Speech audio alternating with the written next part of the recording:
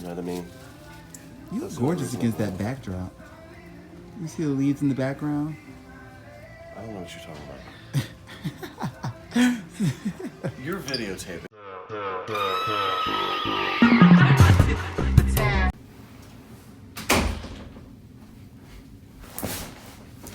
Hi, everybody. Meow. In honor of National Boyfriend Day, I'm gonna tell the story of how my boyfriend and I met. So embarrassing. Okay. So I think it was 4 years ago. So just a backstory. I'm somebody who is never single. Yeah, ever since I left high school, I'd always be in high school and I'd be thinking like, oh, everybody has a boyfriend and like, everybody has a boyfriend, everybody has a girlfriend, and I'm single, I'm gonna be forever single. And that wasn't really the case. As soon as high school was over, well damn, I was in a 2-year relationship, then couple 6-month relationships, and now I've known this guy for 4 years. And long story short, when I first met him, I never thought that he would be my boyfriend or that he was even interested. He was pretty ridiculous. He was basically so ridiculous, and I was just not even interested. It wasn't even on my radar. It didn't cross my mind. One of my very best friends and his partner, who was like one of my best friends, of course, invited me to a Christmas party at this guy's house. So we go, we get in the car and everything. I get all jazzed up. I was a very 4-year younger person then. Real like bodied and beautiful and just young. And so I was kind of feeling myself that night. So anyways, we get all dolled up and the goal is just to go and then we're gonna leave. So I didn't realize that a lot of the people that I now know, I actually met that night. I met basically all of his friends and people who he really cares about were at that party that night. So we go to his holiday party, which is in January, because he wanted to make sure that he had the best turnout. Already ridiculous. I remember vehemently talking about how who throws a party in January and he really want to make sure that everybody's going to be here, and like I hope I don't run into anybody I know. Well, we get there and we go to his the lounge in his building, which he had rented out for the party. And so he's not there, and my friend is much like me, which is why we're best friends. And he's like, oh, how are you gonna throw a party and not be at the party, and where is he at? So he had given somebody the key to get access, and they had moved the party to his apartment.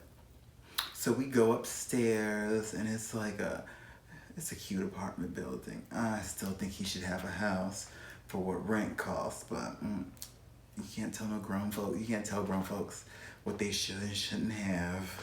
So I just leave it alone. Anyways, we go upstairs and you can tell where the party is at.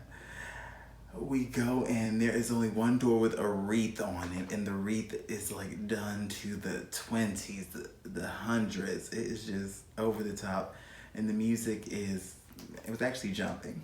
So we go into the party and there is this man in, I think they are ho-ho-ho pants, red bedazzled shoes, a hat also bedazzled. I mean, if you can just think of ridiculous, a ridiculous holiday outfit, a Christmas outfit, it was it. I think his sweater said ho-ho-ho and was also bedazzled. And so, needless to say, he had a lot of fun. We probably showed up at 11 trying to be cute and be fashionably late, and we were just late. So everybody was sloshed. There are people everywhere. They're having a great time. And honestly, the party was great. I just felt a little uncomfortable because I was one of the youngest people there. Now, my boyfriend is twice my age, plus a little. That's what I like. That's what I'm attracted to. And I'm a grown ass man, so I can do what I want. And that's just that. And honestly, intergenerational relationships, as far as I'm concerned, are a great thing. Um, it gives you. I like to be in a relationship where I can learn from my partner, and my partner can learn from me. So him being a baby boomer and me being a millennial, uh, we can kind of throw ideas off of each other, and we usually come to some happy ground, which is always fabulous because we both got great taste. Anyways, I didn't think much of it. It was a great night, and I was telling my friends, "Come on, y'all, let's go. We gotta hit the club." Like, we ended up leaving and going someplace else. I didn't think much of it. I didn't.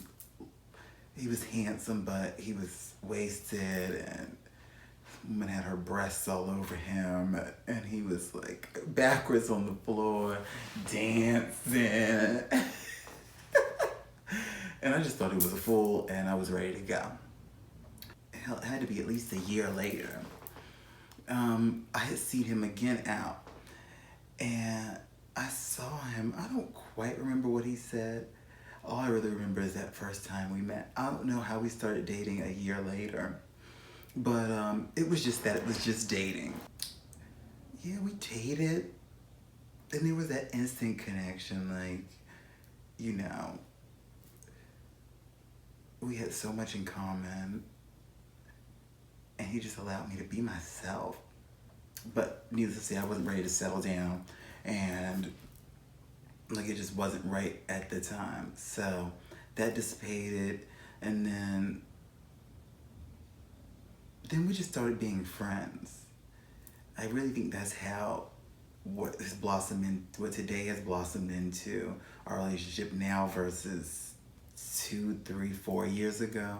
Is just he's been a constant, and ooh, I sound like we're about to get married. We are not getting married. Not at least for 10 years.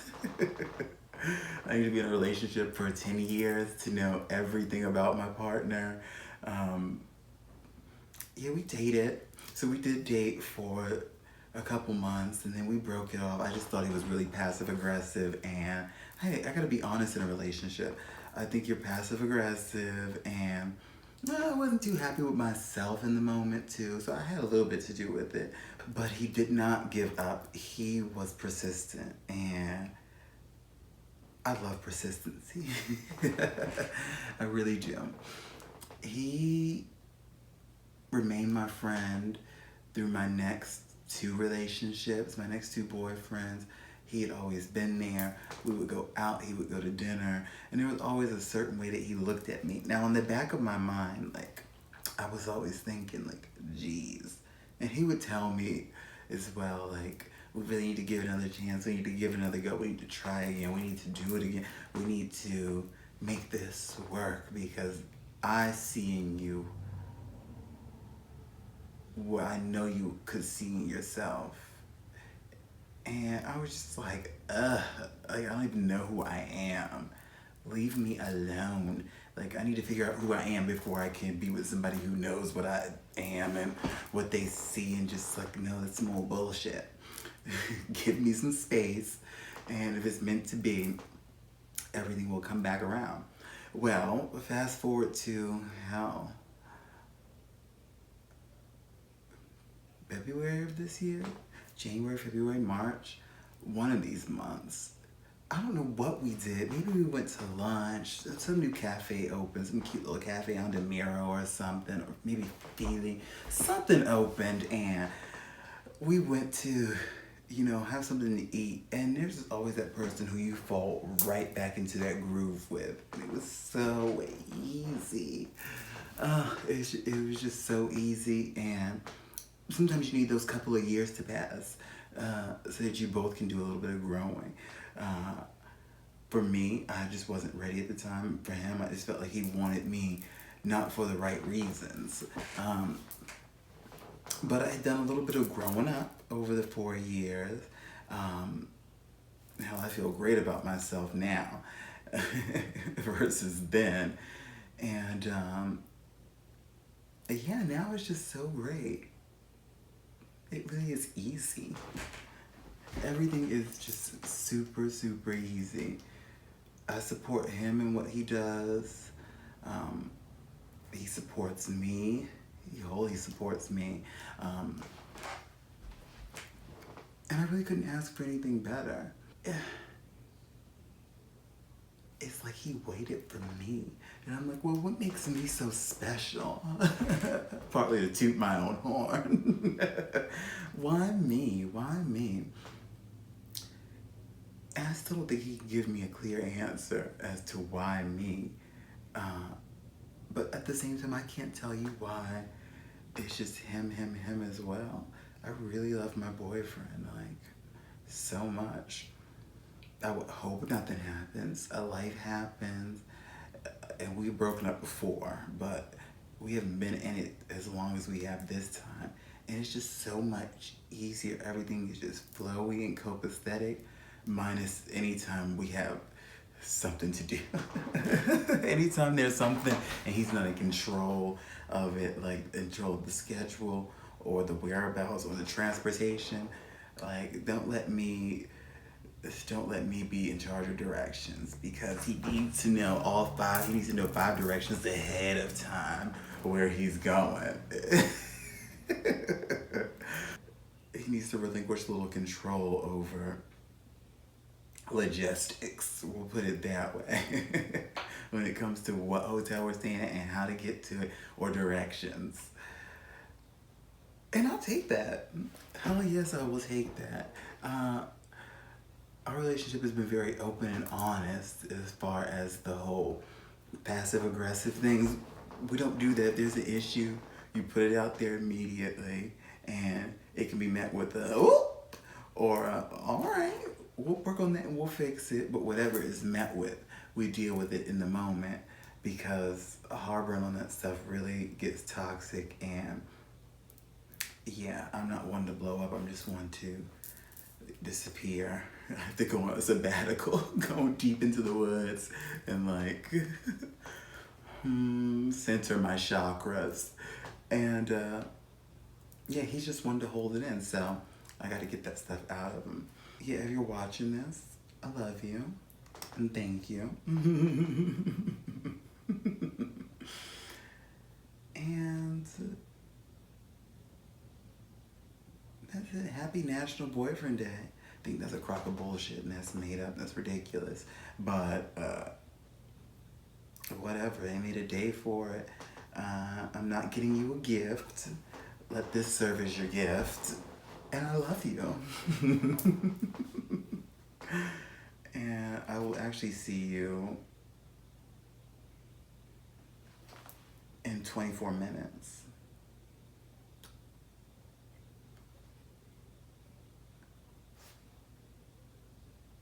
Maybe sooner.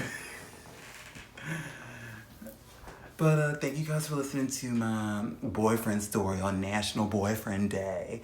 And hell, if you have a boyfriend, if you have a girlfriend, if you don't have a boyfriend, one will come, and when you get one, you probably won't want one. And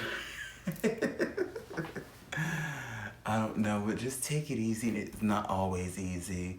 It doesn't always come when you want it. And then when you get it, you may not want it. And then it may take you some time, and then you may want it again. You never know with these things. Their love is a flip of the coin, and right now I'm in it. It feels great. And I love you. Thank you guys for watching. I'm Ryan Russell. And if you like this story and you want to see some more, stay tuned. Subscribe, like, comment, good or bad. Trust me, you won't hurt my feelings. And stay grateful, thankful, and blessed.